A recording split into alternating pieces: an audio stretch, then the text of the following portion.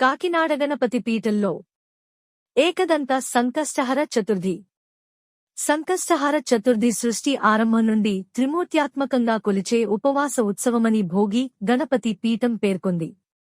ఏకదంత సంకష్టహార చతుర్థి సందర్భంగా ఆదివారం ఉదయం సన్నాయి మంగళ వాయిద్యాలతో నగర సంకీర్తన పాలవెల్లిపండ్ల తోరణాలతో సిద్ధి బుద్ధిగణేశ కలశ ప్రతిష్ఠ నిర్వహించి సాయంత్రం వేళలో సహస్ర నామార్చన చంద్రహారతి ఏర్పాటు చేశారు. ఉపవాసకులకు రవిక పసుపు కుంకుమ గాజులు తాంబూలాలతో అల్పాహారం అందించారు.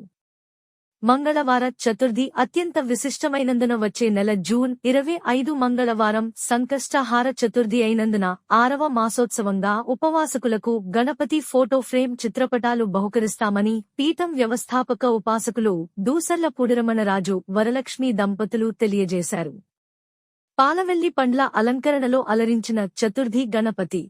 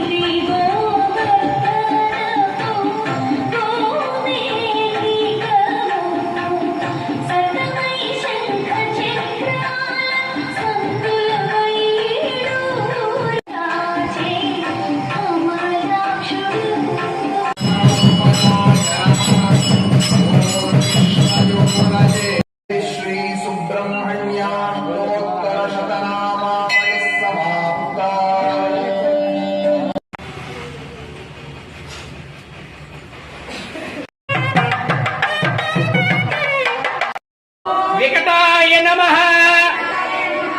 ओम विघ्नराजाय नमः। ओम गणाधिपाय नमः।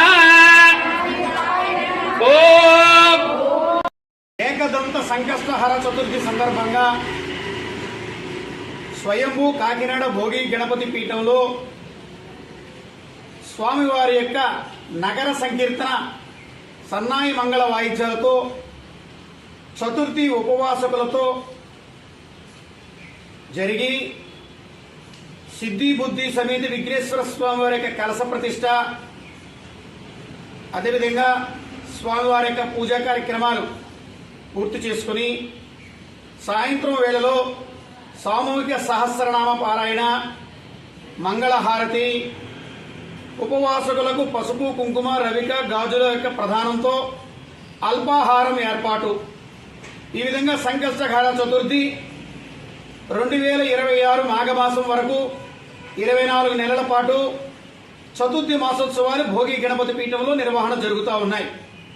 సంకష్టహార చతుర్థి అంటే సృష్టి ఆరంభంలో ఎటువంటి విఘ్నములు లేకుండా బ్రహ్మ విష్ణు మహేశ్వర త్రిమూర్తాత్మక స్వరూపంగా ఈ యొక్క సింధూర వర్ణంతో ప్రభవించినటువంటి విఘ్నేశ్వర స్వామి వారి యొక్క వ్రతము, ఈ యొక్క సంకష్టహార చతుర్థి నిర్వహించుకోవడం వలన సర్వ దేవతల యొక్క వ్రత ఫలితాలన్నీ కూడా సమకూరేటువంటి గొప్ప యోగము. సంకష్టహార చతుర్థి అంటే మంగళవారం చాలా అత్యంత విశిష్టమైనది.